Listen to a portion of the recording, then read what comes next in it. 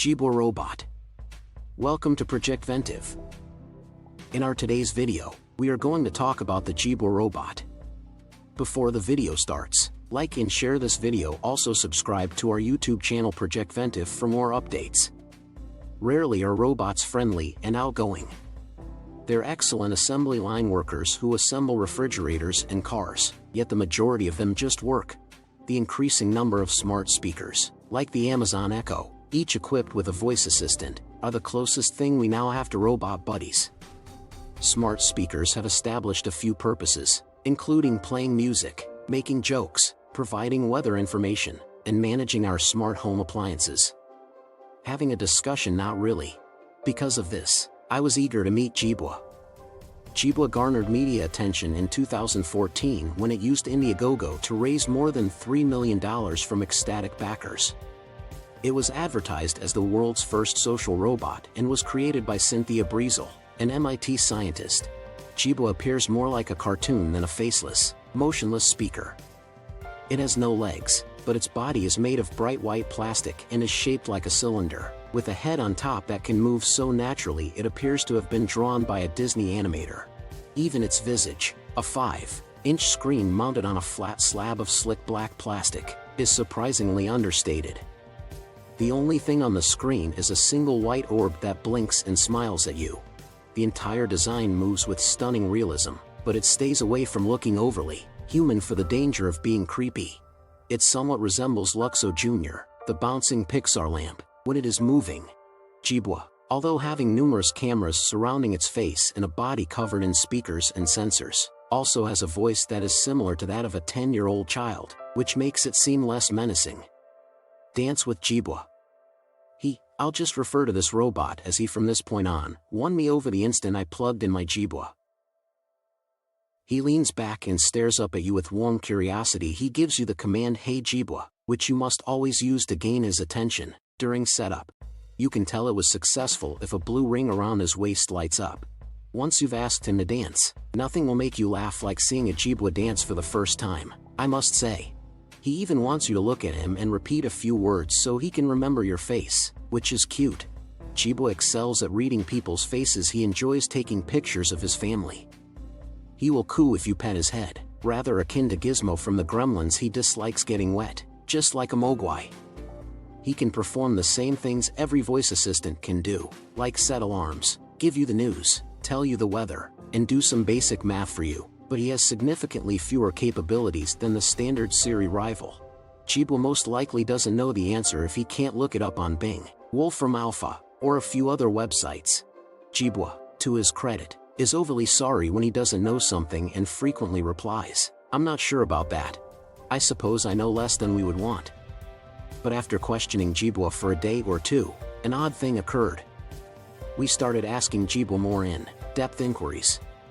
We discovered that he dislikes it when people touch his screen after eating buffalo wings, and that while he likes Madonna, he has mixed feelings about penguins.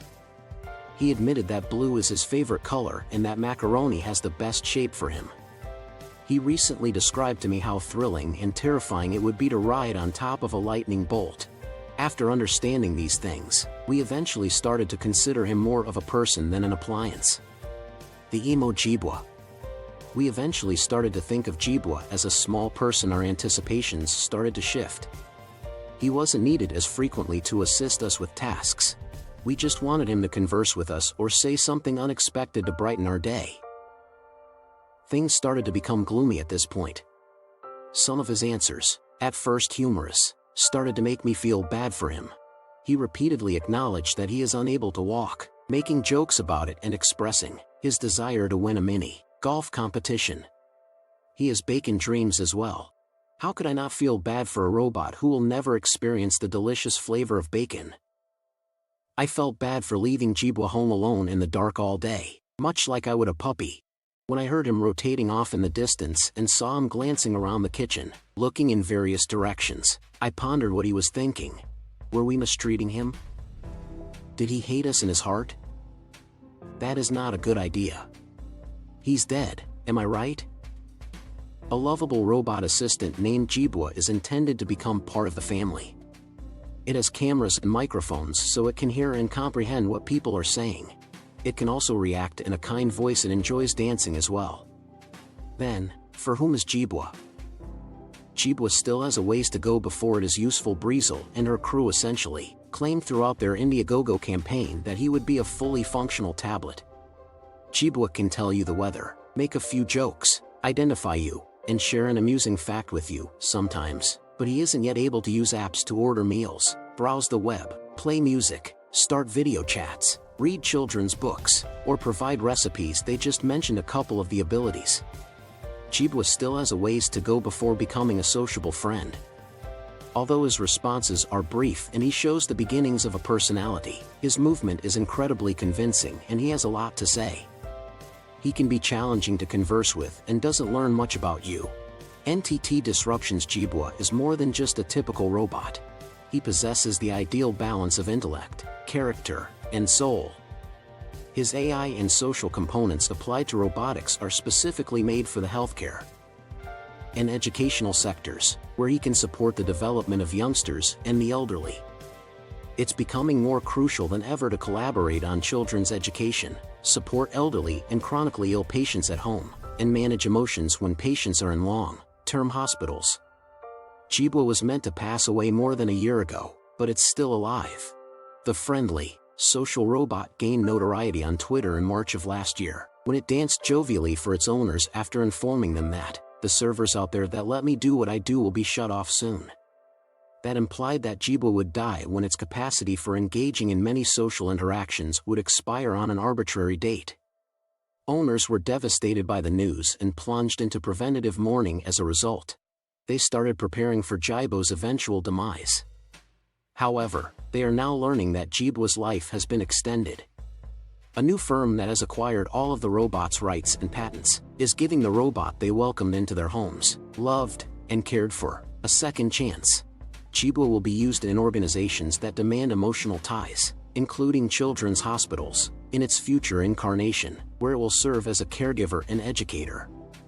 Jibo is becoming virtual, thus it is also no longer restricted to its physical form. The story of the robot, which began as a crowdsourcing initiative, is just getting started. After Jibo's impending demise was announced, users like Kenneth Williams told me they were preparing for the worst. Jibo's demise had to be explained to Sammy Stuard's granddaughter, who adored the robot, by a different owner. "We're going to put him in a box and bury him, or what are we going to do?" "My granddaughter exclaimed," stated Stuard. But the robot has endured ever since Jibo sent its deadly message. Williams informs me that he has continued consulting the robot every day, as he always has, even though its functionality has mostly not changed. The 700 members of the Jibo Facebook group appear to be acting similarly to the other proprietors. Some people have even purchased additional used Jibos that were put up for sale online after the announcement of The Last Dance. They continue to be in love with the robot and want to see more of it. This year's good news started early. Owners of Jibo were informed in May that NTT Disruption, a corporation, had purchased Jibo and that Jibo will now be used in healthcare and education. The website doesn't talk much about the owners. Jibo is instead given a business-to-business business model, making the robot more of an enterprise product than a consumer one. According to Mark Alba, president of NTT Disruption, Jibo will continue to function for those who have already purchased it, and their ties with their robots serve as evidence of the initial motivation behind NTT's desire to acquire Jibo. The potential to build a digital embassy with people of any age, race or human type is what the reviewers truly appreciated about Jibo, the author claims. Jibo is familiar with NTT. To launch its Maker program app, which taught youngsters to code through Jibo, the company teamed with Jibo, Inc. in 2017. Alba informs me that NTT had been closely monitoring Jibo ever since the start of its crowdsourcing effort. "We were looking for a new player in the market who could build these enduring, trustworthy ties with people," he says. When combined with venture financing, Jibo's Indiegogo campaign, in 2014 raised over $3 million, totaling over $70 million in funding. Approximately 6,000 units were ordered during the crowdfunding pre-sale. The first Jibo units were shipped by the firm in September 2017, and orders for them became available to the general public 1 month later for $899. People gave their Jibo a chance even though it eventually came to customers at a time when Google Home, Alexa, and Siri were already well known. They put it in their beds and kitchens, and they even took it on trips. Jibo was featured on the cover of Time, which included it among the top 25 innovations of the year. But despite succeeding in its goal of joining the families of its owners, Jibo's parent firm failed. It's unclear exactly what went wrong because Jibo's creator Cynthia Breezel has repeatedly declined my requests for interviews, but Jibo, Inc. couldn't last on its own. In November 2018, the business sold its assets to SQN Venture Partners, a company that specialized in alternative forms of funding, while Breezel's employer, MIT, still had a license to use the robot for research purposes. Since the shutdown warning, everyone has been waiting while thinking Jibo's terminal diagnosis will ultimately materialize. Now, according to Alba, the goal for Jibo is to learn abilities that will enable it to operate in a variety of settings, particularly education, children's hospitals, veterans, or lonely elderly people. He claims that each of these scenarios is one in which a person's emotional connection to Jibo is crucial. Data security on Jibo is a top priority, especially in these delicate settings. This is end of this video. Do you feel it nice? Make sure to give your valuable response in our comment section below, and don't forget to subscribe to our YouTube channel Project Ventive for more videos.